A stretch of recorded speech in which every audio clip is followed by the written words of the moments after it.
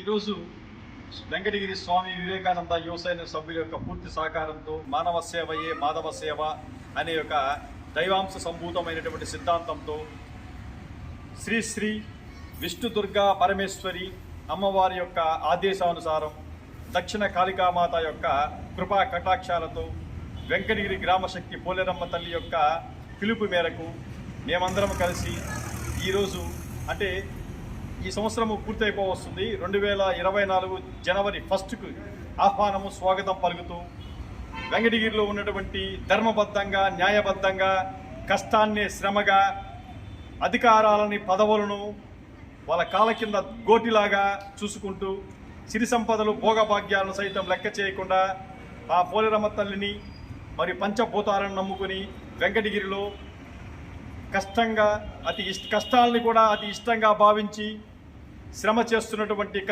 శ్రమజీవుల యొక్క కుటుంబాల్లో ఉన్నటువంటి శ్రీమూర్తులకు అంటే బిడ్డలకు, ఆడబిడ్డలకు, ఎందుకంటే ఆడబిడ్డలు అంటే భారతదేశంలో ఆది పరాశక్తి అమ్మవారిని పూజించే ప్రతి మహిళ కూడా అమ్మవారి యొక్క అంశీభూతమే. కాబట్టి ఆ యొక్క తలంపుతో ప్రతి ఒక్క మహిళామూర్తిలో అంటే అమ్మవారిని పూజించే ప్రతి ఒక్క మహిళామూర్తిలో కూడా ఆది పరాశక్తి కొలువై ఉన్నది అనే ఒక సిద్ధాంత ధోరణితో ఈరోజు వెంకటగిరిలో మేమందరము శ్రీమూర్తులకు, ఇక్కడ శ్రీమూర్తులు అంటే వయసుతో నిమిత్తం లేదు, చిన్న పాప కావచ్చు, ముసలి వాళ్ళు కావచ్చు, మధ్య ఆ వయసు ఉన్నటువంటి కావచ్చు, ఏ వయసు వారైనా సరే మా యొక్క స్వామి వివేకానంద యువ సైన్యం దృష్టిలో మాత్రము ఆ శ్రీమూర్తి ఆది పరాశక్తి. కాబట్టి అటువంటి కష్టజీవుల కుటుంబాల్లో ఉన్నటువంటి మహిళా మూర్తులకు, శ్రీమూర్తులకు మేమందరం కూడా పండుగ శుభ సందర్భంగా వాళ్ళందరికీ కూడా ఈరోజు మా అందరి యొక్క సహకారంతో లెగ్గిన్స్, జీన్స్ ప్యాంట్స్, మన చూడీదార్స్, టీషర్ట్స్ ఇలాంటివన్నీ కూడా మేము పంపిణీ చేయటము నిజంగా పోలేరమ్మ తల్లి ఇచ్చినటువంటి ఒక సదవకాశంగా, ఒక అదృష్టంగా భావిస్తూ ఉన్నాము. అంతేకాకుండా గ్రహీతలు అంటే శ్రీమూర్తులు ఈ యొక్క మేము పంపిణీ చేసినటువంటి మెటీరియల్ తీసుకోవటము నిజంగా మాకు అదృష్టంగా మేము భావిస్తున్నాము. అంతేకాకుండా వారి యొక్క దీవెనలు కూడా మేము తీసుకున్నాం. ఎందుకంటే మన భారతదేశానికి ఒక చరిత్ర ఉంది. ఎందుకంటే భారతదేశాన్ని కనుక మనం చూసినట్లయితే భారతదేశం ఈరోజు ఇంత సస్యశ్యామలంగా ప్రగతి బాటలో, అభివృద్ధి బాటలో నడుస్తూ ఉందంటే అది కేవలము మహిళా మూర్తి అంటే స్త్రీ శక్తి యొక్క కృషి ఫలితమే. ఎందుచేతనంటే ఆధ్యాత్మిక భావాలతో పరవళ్ళు తొక్కుతూ మన భారతదేశంలో సస్యశ్యామలంగా ప్రవహించే నదీ తీరాలు మరియు పుణ్యతీర్థాలన్నీ కూడా కృష్ణ, గంగా, యమున, కావేరి, తుంగభద్ర, అంతెందుకు మన వెంకటగిరి కైవల్య నది, ఈ యొక్క పుణ్యతీర్థాలన్నీ కూడా శ్రీమూర్తి పేరు మీదే ఉన్నది. కాబట్టి అది దృష్టిలో ఉంచుకొని అంటే ఆ యొక్క దైవాంశ సంభూతమైనటువంటి సిద్ధాంతాన్ని దృష్టిలో ఉంచుకొని మేమందరం కూడా మహిళల్ని గౌరవించాలి, మహిళల్ని పూజించాలి, మహిళల్ని ఆరాధించాలి. మహిళల్ని ఆరాధించడం అంటే సాక్షాత్తు ఆ యొక్క ఆది పరాశక్తి యొక్క అంశాల్ని మనము పూజించినట్టే. కాబట్టి ఈ విషయాన్ని ఇక్కడ ఎందుకు చెబుతున్నాను నేను అంటే ఇటీవల కాలంలో చూస్తున్నాం సోషల్ మీడియాలో విద్యార్థినిలు అంటే చదువు అంటే చదివే ధ్యేయంగా, చదివే జీవితంగా తల్లిదండ్రులు వాళ్ళకి ఎంతో కృషి పట్టుదలతో ఈ యొక్క స్కూళ్ళకి మరియు కాలేజెస్కు మరియు విశ్వవిద్యాలయాలకు ఈ యొక్క బాలికలను మన విద్యార్థులను పంపిస్తూ ఉన్నారు తల్లిదండ్రులు. కాబట్టి అటువంటి బిడ్డలు చదువు నిమిత్తం వెళ్తూ ఉంటే కొంతమంది ఆకతాయిలు ఇంగిత జ్ఞానాన్ని మరిచి అంటే వారికి కూడా వాళ్ళ యొక్క కుటుంబంలో తల్లి, చెల్లి, అక్క ఉన్నారన్న జ్ఞానాన్ని విస్మరించి అజ్ఞానంతో అటువంటి చదువు కోసం వెళ్తూ ఉన్నటువంటి ఆ యొక్క విద్యార్థుల మీద, కేవలం విద్యార్థినిల మీదే కాదు అంటే వీధుల్లో అంటే సమాజంలో విధి నిర్వహణగా వెళ్తున్న స్త్రీశక్తి స్వరూపాల పైన కూడా కొన్ని అఘాయిత్యాలు జరుగుతున్న విషయము మనం సోషల్ మీడియాలోను, మన పేపర్లోనూ చూస్తున్నాం. కాబట్టి ఇది నిజంగా మనమందరం కూడా ఖండించవలసిన విషయం. కాబట్టి ఈ యొక్క విషయాన్ని అంటే ప్రతి శ్రీమూర్తి కూడా మన తల్లితో భావించుకున్నట్లయితే, మన బిడ్డతో సమానంగా భావించుకున్నట్లయితే దేశం సస్యశ్యామలంగా ఉంటుంది. ఈ యొక్క నేరాలు అనేటివి కూడా అరికట్టబడతాయి. అంతేకాకుండా ఈ యొక్క చదువుకున్నటువంటి విద్యార్థినులకు నా యొక్క విన్నపం ఏమి అనగా, ఒక అసిస్టెంట్ పబ్లిక్ ప్రాసిక్యూటర్గా మీరు సమాజంలో మీరు వెళ్ళేటప్పుడు తల్లిదండ్రులు ఏమైతే మీకు ఇంటిలో మీకు బోధించి ఉన్నారు అంటే ధర్మ సిద్ధాంతాలు మరియు ఈ యొక్క మీ యొక్క జీవితానికి సంబంధించినటువంటి ఏవైతే సత్యాలు బోధించి ఉన్నారో వాటిల్లోనే మైండ్లో పెట్టుకొని మీరు మీ యొక్క సమాజంలో ఇంటి నుంచి బయలుదేరిన తర్వాత మీ యొక్క విశ్వవిద్యాలయాలకు, స్కూళ్ళకు వెళ్ళండి. మధ్యలో ఆకతాయిలు అంటే ఏకిరి పోకిరి మనుషులు తిరుగుతూ ఉంటారు, రోడ్లో చూస్తూ ఉంటాం.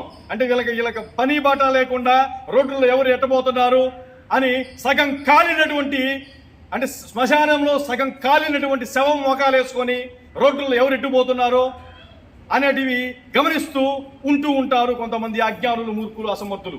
అంతేకాకుండా రోడ్ల పని బాట లేకుండా పకటి వేషాలు, బుడబొక్కల వేషాలు వేస్తూ తిరుగుతూ కొంతమంది మహిళా శక్తుల రూపంలో ఉన్నటువంటి శ్రీమూర్తులు కూడా ఇవి టీచ్ చేయటం కూడా మేము పేపర్లో చూస్తున్నాం, సోషల్ మీడియాలో చూస్తున్నాం. కాబట్టి మహిళలకు మరియు స్త్రీశక్తి స్వరూపాలకు నా విన్నపం ఏమనగా, మీరు ఎలా ఉండాలి అంటే సమాజంలో నడిచేటప్పుడు విద్యుత్ దీపం అంటే ఒక దీపము వెలుగుతూ ఉంటుంది. ఆ దీపము ఆర్పేందుకు ఈ యొక్క చీడ పురుగులు, ఆ దీపాన్ని ఆర్పేదానికి పురుగులు వస్తూ ఉంటాయి.